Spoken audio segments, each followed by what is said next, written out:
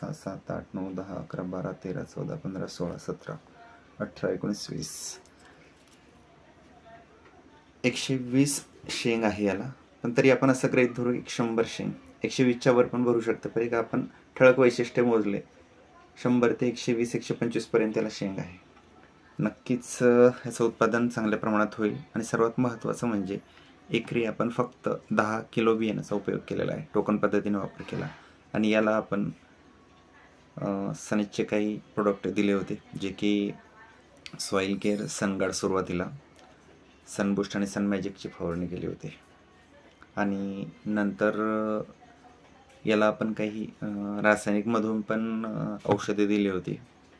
त्यामुळे नक्कीच बघू शकता तुम्ही की याचं किती प्रमाणात शेंगा लागलेल्या आहेत.